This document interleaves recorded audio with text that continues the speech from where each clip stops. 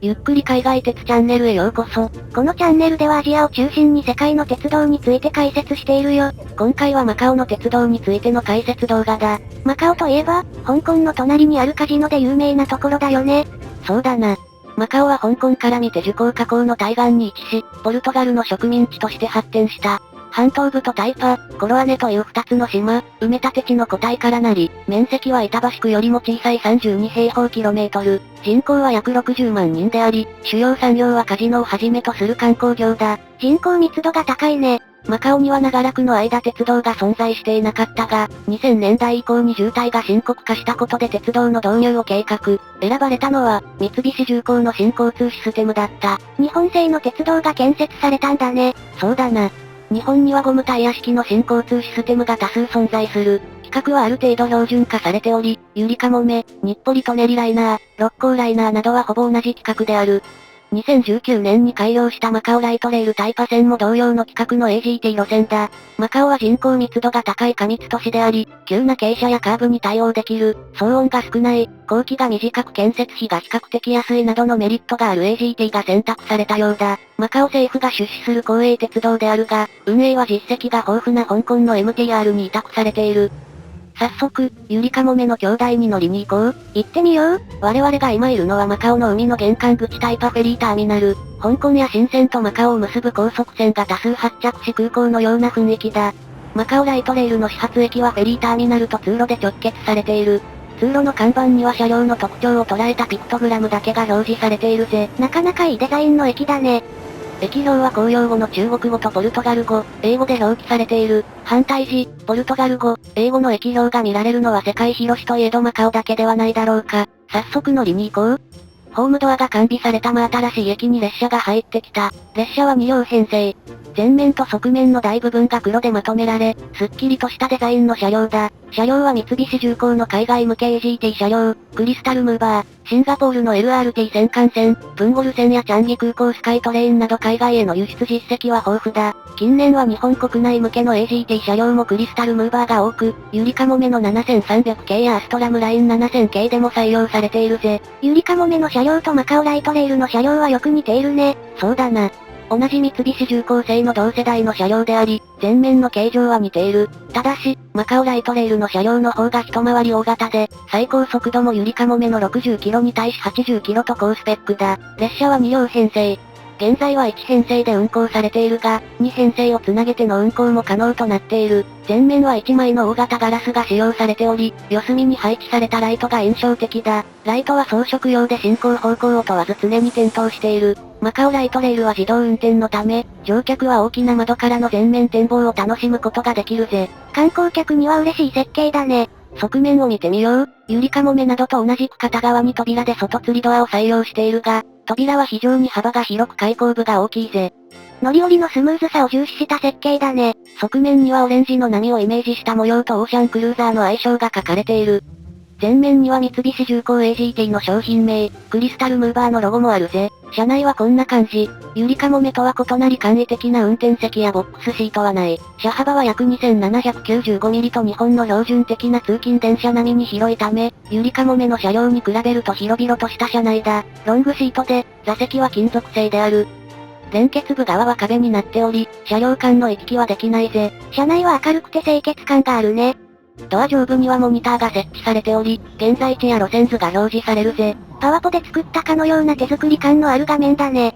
マカオライトレールの車両は前面の形状こそゆりかもめ7300系に似ているが、車体形状や内装、最高速度などの性能を見れば完全な別物であることがわかるぜ。観光地の短距離利用に適した高性能なライトレールだね。ここからは、マカオライトレールの路線と駅を紹介しよう。現在運行されているマカオライトレールタイパ線は全長 9.3 キロ。大型カジノホテルが多数存在するタイパを有事に走っている。駅は11あり、それぞれに固有のシンボルマークがあるぜ。おしゃれなデザインだね。早速、11駅を順番に見ていこう。タイパフェリーターミナルの次の駅は機場駅。マカオの空の玄関口、マカオ国際空港に直結しているぜ。マカオの海の玄関口と空の玄関口両方を結んでいるんだね。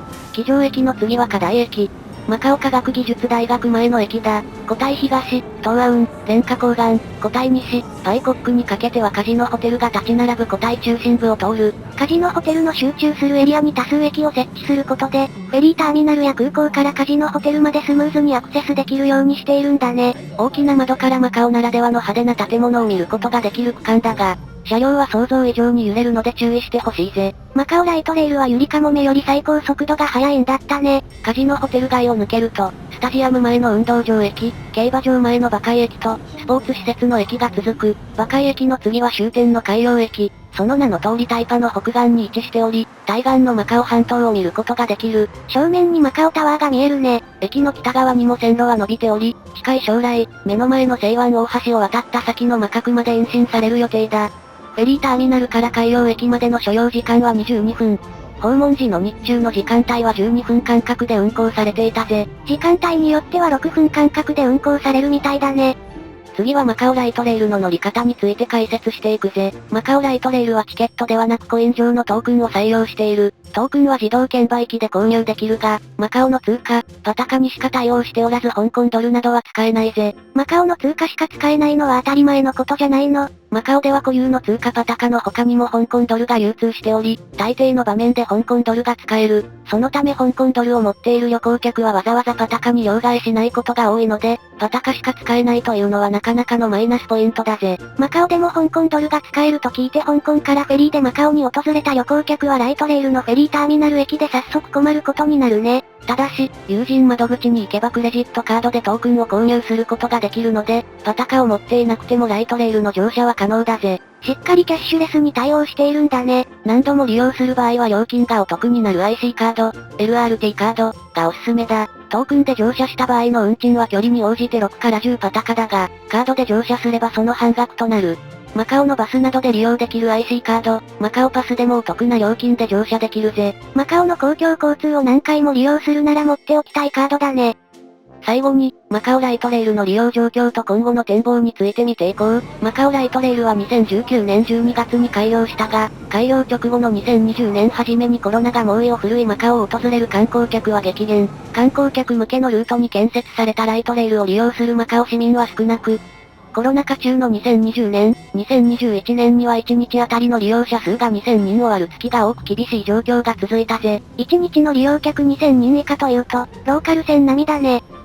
利用状況がいまいちな都市鉄道としてよく名前が挙がる大阪の今里筋線や神戸市営地下鉄の海岸線でも1日数万人が利用しているので、コロナ禍のマカオライトレールの利用状況がいかに厳しかったかがわかると思うぜ。2023年に入ってからは利用状況の改善が続き1日あたりの利用客は1万人近くまで戻っているが、景気悪化によりマカオの観光客の大部分を占めていた中国大陸からの観光客が戻ってこないため、コロナ前の水準には到底及ばない状況だ。マカオライトレールはコロナの影響をもろに受けてしまったね。一方で、現在運行中のタイパ線はマカオライトレール計画の一部に過ぎず、今後路線はマカオ全土に広がる予定だ。先ほど述べた海洋駅、マカク駅間のタイパ線延伸区間はすでに設備が完成しており、2023年中にも開通する見込みである。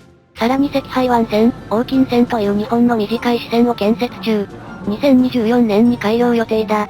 オーキン線は海底トンネルを経由して中国本土樹海のオーキン港岸に乗り入れる予定である。中国本土との出入境検査場アクセス駅が新しくできることになるため、現在のレンカ港岸駅はレンカ駅に解消されるぜ。支線がたくさんできて分岐の多い路線になりそうだね。モノレールなどに比べて分岐を作りやすい利点が生きているな。他にも、東側でマカオ半島とタイパを結ぶ東線、マカオ半島を一周する西線とマカオ半島線の建設が計画されており、完成すれば、ライトレールは30平方キロメートルしかないマカオのほぼ全域をカバーすることになる。さらに世界最長の海上橋を経由し香港まで路線を伸ばす構想もあるぜ。壮大な計画だね。今回の解説はここまで、初の鉄道路線として日本式の新交通システムを選んだマカオ。不運にも開業直後にコロナが発生してしまったが、乗客数は徐々に増えており今後の延伸も楽しみである。マカオを訪れた際はカジノホテルの中を走る海外版ゆりかもめにぜひ乗ってみてほしいぜ。ご意見ご感想お待ちしております。高評価とチャンネル登録もよろしくね。それでは、ご視聴ありがとうございました。